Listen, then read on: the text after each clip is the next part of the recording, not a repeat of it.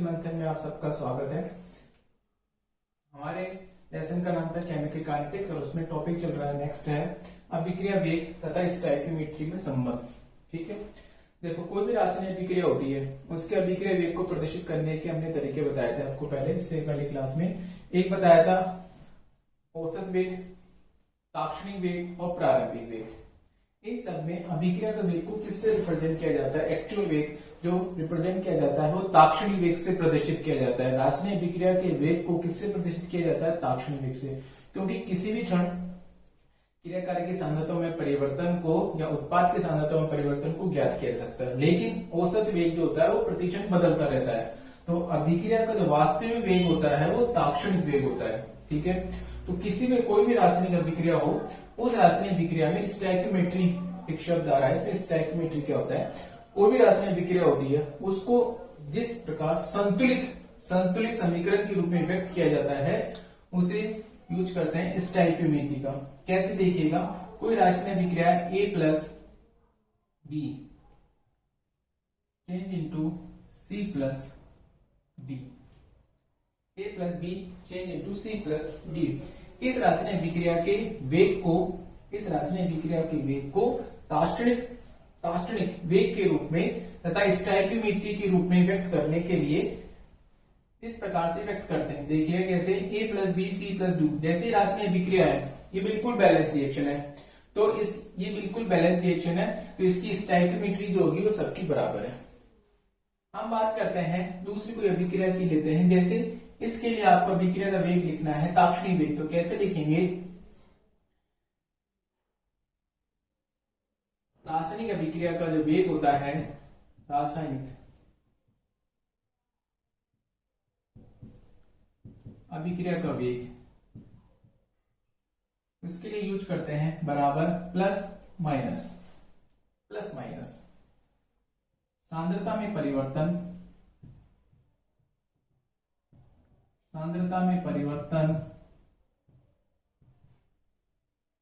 बटा परिवर्तन में लगा समय बटा परिवर्तन में लगा समय। इसे रिप्रेजेंट करते हैं। प्लस साइन किसके लिए यूज करते हैं? प्लस साइन उत्पाद के यूज करते हैं क्योंकि उत्पाद की सांद्रता में वृद्धि होती है। माइनस साइन किसके लिए यूज करते हैं? क्रियाकारक के लिए यूज करते हैं। क्रियाकारक के सापेक्ष क्रियाकारक की सांद्रता में कमी होती है, इसलिए इसके लिए माइनस साइन यूज करते हैं। उत्पाद की सांद्रता में वृद्धि होती है तो इसके लिए किसका यूज करते हैं? प्लस का यूज करते हैं, प्लस चिन्ह का यूज करते हैं। जैसे आपको इसके रेस्पेक्ट में लिखना है अभिक्रिया का वेग, कैसे लिखेंगे? इसके रेस्पेक्ट में आपको वेग लिखना है तो कैसे लिखेंगे? A के लुप्त होने का वेग, A के लुप्त होने का वेग बराबर माइनस चिन्ह का यूज करते हैं, minus sign D concentration of A upon dt। इस तरह से लिखते हैं ताक्षणिक वेग के रूप में। इसी प्रकार लिखेंगे B के लुप्त होने का वेग, B के लुप्त होने का वेग, उसको ऐसे लिखेंगे माइनस dB अपॉन dt। इसी प्रकार से C और D बन रहे हैं तो C के बनने का वेग, C के बनने का वेग वो क्या होगा? Plus dC upon dt। इसी प्रकार D के बनने का वेग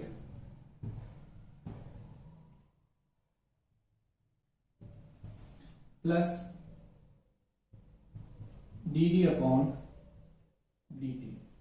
इस तरह से अभिक्रिया के वेग को व्यक्त किया जाता है। A के लुप्त होने का वेग ये था।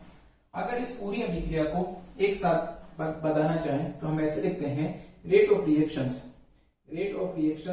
अभिक्रिया का वेग ROR minus dA upon dt बराबर माइनस dV अपॉन dt बराबर plus D C upon D T बराबर plus D D upon D T. इस तरह से इस अभिक्रिया के वेग को व्यक्त किया जाता है। इस तरह से व्यक्त किया जाता है। किसी भी क्रियाकारक की सांद्रता के आधार पर पूरे अभिक्रिया का वेग निर्धारित किया जा सकता है। दूसरा एग्जांपल देखिए,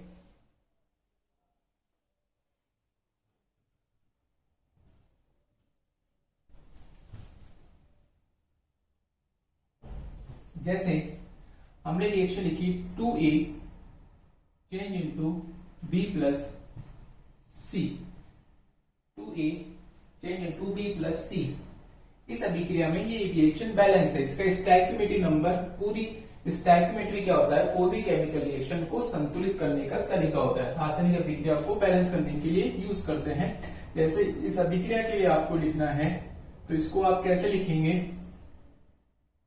ए के लुप्त होने का वेग, ए के लुप्त होने का वेग डिसअपीयरेंस बराबर क्रिया कारक के सापेक्ष माइनस साइन लगाते हैं, D A upon D T, और जो भी नंबर लिखा होता है वो रिवर्स हो जाता है, उल्टा हो जाता है। जो नंबर संख्या स्टैक में नंबर लिखा होता है रिप्रेजेंट करते समय उसका उल्टा हो जाता है। इसी प्रकार लिखिएगा बी के बनने का वेग बराबर plus D B upon D T. इसी प्रकार लिखेंगे सी के बनने का वेग,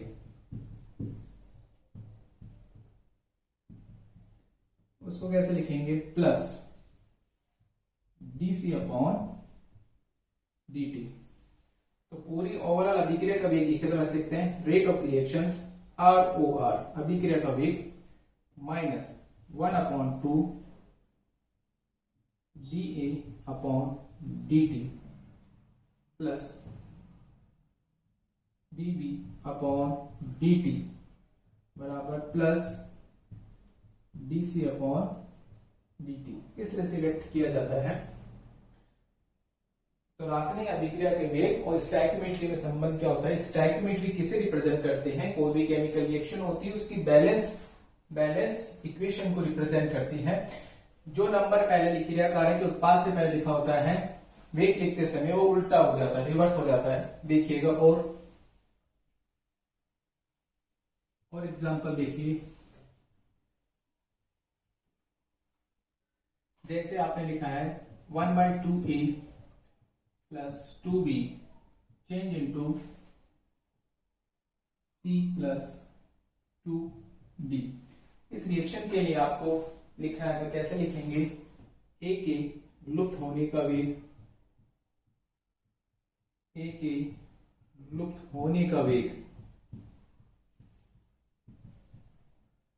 इज इक्वल टू माइनस, जो भी नंबर होता है वो रिवर्स हो जाता है, 2 D A upon D T. इसी प्रकार से लिखेंगे बी के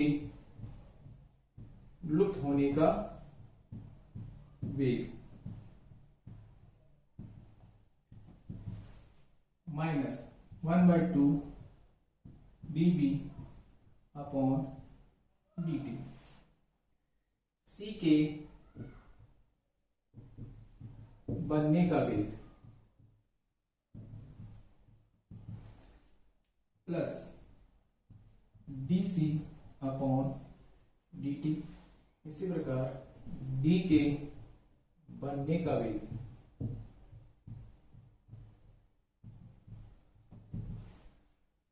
plus 1/2 D D upon D T. इस तरीके से लिखते हैं। और पूरी अभिक्रिया का वेग लिखना हो तो आपको पता है कैसे लिखेंगे, आर ओ आर बराबर -2 D A upon D T बराबर -1/2 अपॉन डी टी बराबर प्लस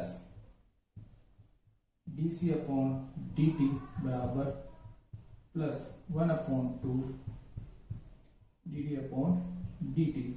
इस तरीके से अभिक्रिया का वेग लिखा जाता है।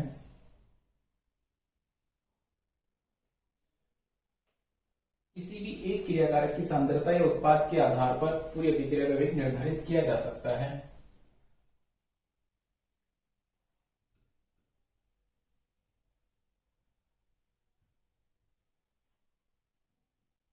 जैसे एक रिएक्शन है, देखिएगा एक क्वेश्चन है, a plus 2b change into c plus d में क्रियाकारक a के लुप्त होने का वेग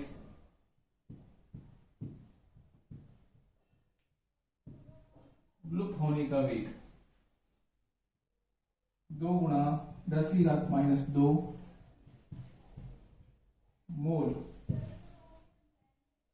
पर लीटर मिनट है। तो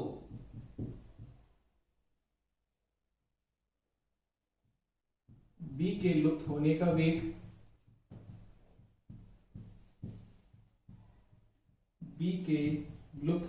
वेग तथा C के बनने का वेग ज्ञात कीजिए। एक न्यूमेरिकल दे रखा है आपके सामने, इसको आपको सॉल्व करना है। देखिए कैसे। सबसे पहले इसका आप अभिक्रिया वेग लिखेंगे सबके रेस्पेक्ट में। तो कैसे लिखेंगे, रेट ऑफ रिएक्शन आपको बता दिया कैसे लिखना है। इसके रेस्पेक्ट में कैसे लिखेंगे, minus sign dA upon dt। इसके रेस्पेक्ट में कैसे लिखेंगे, स्टैक्योमेट्री नंबर जो दे रखा है उसको क्या करते थे, रिवर्स, -1/2 dB अपॉन dt बराबर प्लस dc अपॉन dt बराबर प्लस dd अपॉन dt। इस तरीके से निकालते हैं। अभिक्रिया का वेग प्रत्येक क्रियाकारक की सांद्रता पर इस प्रकार से निर्भर करता है। आपका क्वेश्चन में क्या दे रखा है, ए की लुप्त होने का वेग। लुप्त होने का वेग, लुप्त का मतलब है माइनस है। क्रियाकारक की सांद्रता कम हुई, माइनस कमी को बताता है, प्लस वृद्धि को बताता है, बनने को बताता है, लुप्त होने को बताता है। तो हमारे पास क्या गिवन है, इस पूरे का मान गिवन है ए के लुप्त होने का वेग, और आपसे पूछा है बी के लुप्त होने का वेग तथा सी के बनने का वेग। तो देखो कैसे याद करेंगे, इस समीकरण में से इसको उठाएंगे। आपसे पूछा है बी के लुप्त होने का वेग, तो बी के लुप्त होने का वेग देखिए ये होता है बी के लुप्त होने का वेग -1/2 बराबर अपॉन dt। किसी को भी बराबर कर लीजिए एक दूसरे के। आपके इक्वेशन में दे रखा है इसका मान, ए के लुप्त होने का वेग दे रखा है, इसकी वैल्यू आपके पास गिवन है। और आपसे क्या पूछी है, आपसे पूछा है बी के लुप्त होने का वेग। तो कैसे निकालेंगे, माइनस dB अपॉन dt बराबर 2 गुणा माइनस dA अपॉन dt। आपसे इसकी वैल्यू दे रखी है आपके पास, तो 2 गुणा, इसका मान आपके पास गिवन है 2 गुणा 10⁻⁻2। तो इसको सॉल्व करेंगे तो कितना आंसर आएगा, 4 × 10⁻⁻2 मोल प्रति लीटर मिनट, जिसका आंसर होगा। तो ये जो आंसर आया किसका आया है, dB अपॉन dt। ये बी के लुप्त होने का वेग कितना आ रहा है, 4 × 10⁻2 मोल प्रति लीटर मिनट। आपसे अब दूसरा क्वेश्चन पूछा सी के बनने का वेग। किसी भी वेग को किसी के बराबर रख सकते हैं, सबका आंसर किसी से भी आ सकता है। देखिएगा ये आप लोगों ने इससे निकाला है। दूसरा आपसे पूछा है सी के बनने का वेग, तो सी के बनने का वेग को हमने लिख लिया dc अपॉन dt बराबर माइनस dE अपॉन dt। ठीक है, आपको इसका मान दे रखा है, पूरे का मान, इसकी पूरी वैल्यू दे रखी है, तो आप कैसे निकालेंगे, dc अपॉन dt बराबर, इसकी वैल्यू आपके पास गिवन है, तो 2 गुणा 10⁻², मोल प्रति लीटर मिनट, ये इसका आंसर होगा। 2 गुणा 10⁻², मोल प्रति लीटर मिनट। देखिए और देखिए,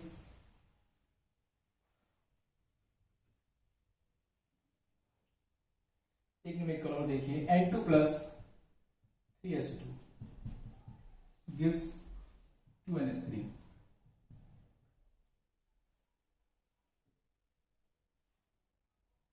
में N2 के लुप्त होने का वेग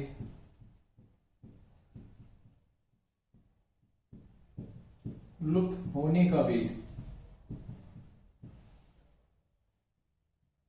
3 गुणा 10⁻²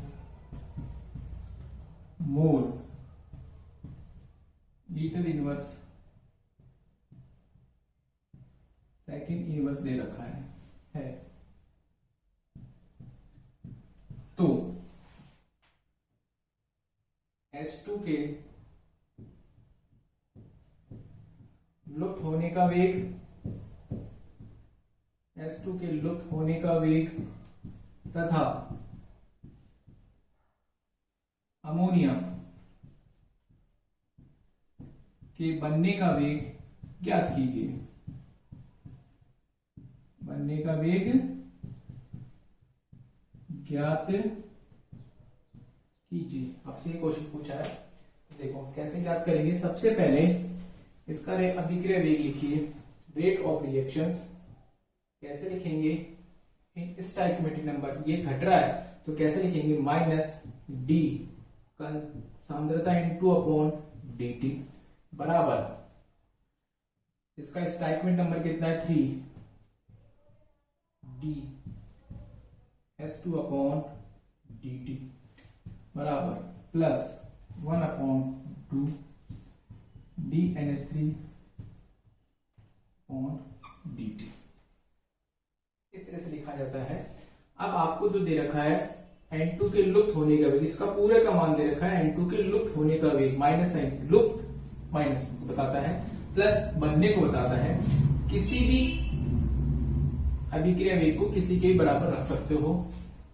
तो आपको आंसर पूछा है dN2 अपॉन dt। S2 के लुप्त होने का वेग पूछा है तो लिखिएगा minus 1 upon 3 dS2 upon dt।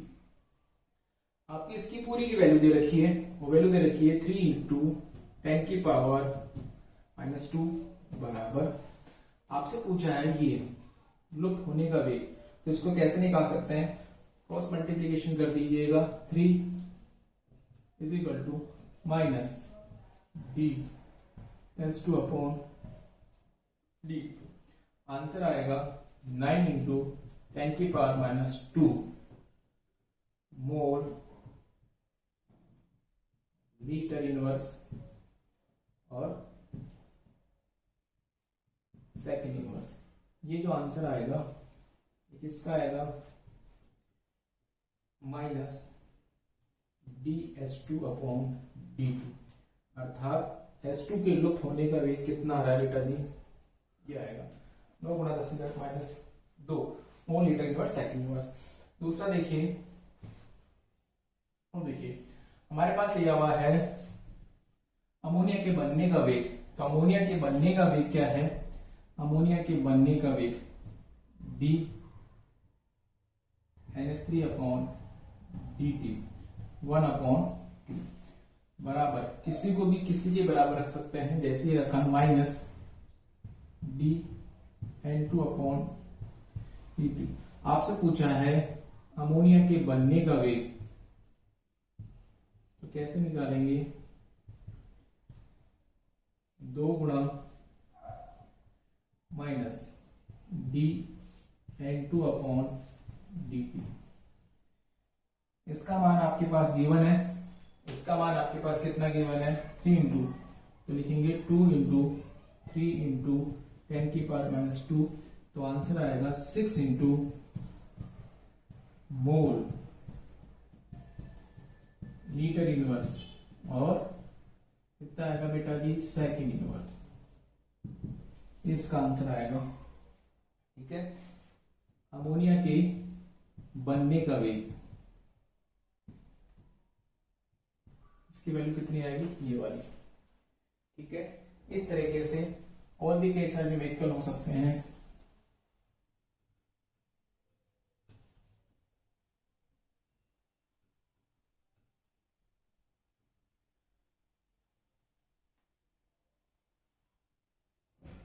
देखिएगा नेक्स्ट टॉपिक लिखिएगा वेग नियम, वेग नियम या वेग व्यंजक, वेग नियम या वेग व्यंजक।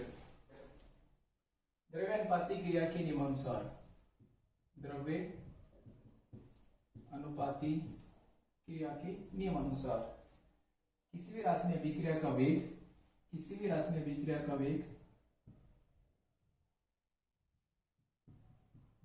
किसी भी राशि में अभिक्रिया, जैसे a प्लस बी बदल रहा उत्पाद में, राशि में अभिक्रिया का वेग, वेग ROR रेट ऑफ रिएक्शन, उस राशि में अभिक्रिया में भाग लेने वाले क्रियाकारकों की सांद्रता के सक्रिय द्रव्यमान के गुणनफल के क्या होते हैं समानुपाती होते हैं। राशि में अभिक्रिया में भाग लेने वाले क्रियाकारकों की सांद्रता के गुणनफल के क्या होते हैं समानुपाती होते हैं। राशि में अभिक्रिया का वेग क्रियाकारकों की सक्रिय द्रव्यमान के गुणनफल के क्या होता है समानुपाती होता है। इसको ऐसे ही रिप्रेजेंट कर सकते हैं dx अपॉन dt बराबर, इसको हटाएंगे तो k कांस्टेंट आएगा, k कंसंट्रेशन a की सांद्रता और किसकी सांद्रता मान सकते हैं b, इसके रूप में रिप्रेजेंट करते हैं। ये जो होता है ना, ये जो रिप्रेजेंटेशन करने का तरीका होता है इसे कहा जाता है वेग नियम, वेग नियम या वेग व्यंजक। के होता है के, इसको बोलते हैं समानुपाती स्थिरांक, समानुपाती स्थिरांक। इसे क्या क्या कहा जाता है, इसे वेग नियतांक, वेग नियतांक,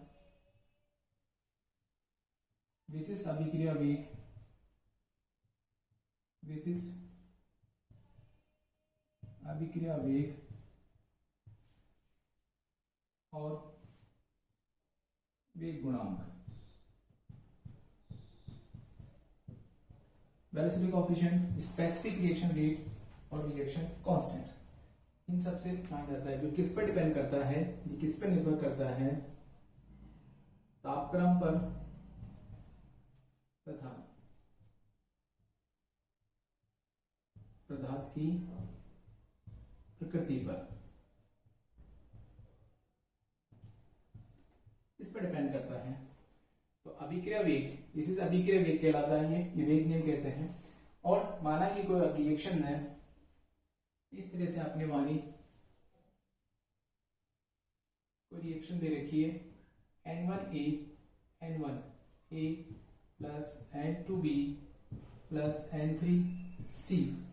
इस अभिक्रिया के लिए लिखना हो आपको अभिक्रिया वेग, तो कैसे लिखेंगे, देखिएगा अभिक्रिया वेग dx अपॉन dt, उस अभिक्रिया में भाग लेने वाले क्रियाकारक, क्रियाकारक कौन से बेटा A, B और C के सक्रिय द्रव्यमान, ये सक्रिय द्रव्यमान के गुणनफल के गुणनफल के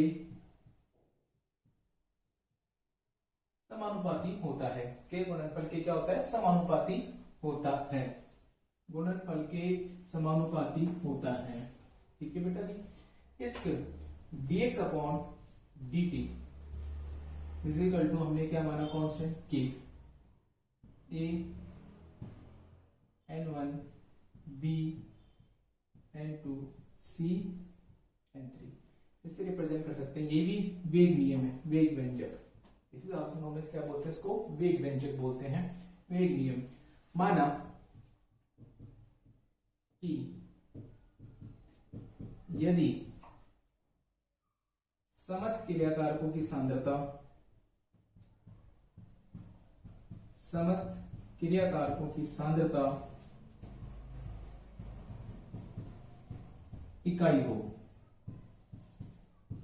इकाई हो, अर्थात concentration of A, concentration of B और कंसंट्रेशन ऑफ सी किसके बराबर हो,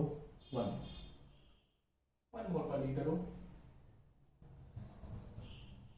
1 मोल प्रति लीटर हो, तो क्या होगा, dx अपॉन dt बराबर किसके होगा, k के बराबर। अभिक्रिया का वेग, अभिक्रिया का जो वेग होगा वो किसके बराबर होगा, विशिष्ट अभिक्रिया वेग के। अभिक्रिया का वेग किसके बराबर होगा, विशिष्ट अभिक्रिया वेग के।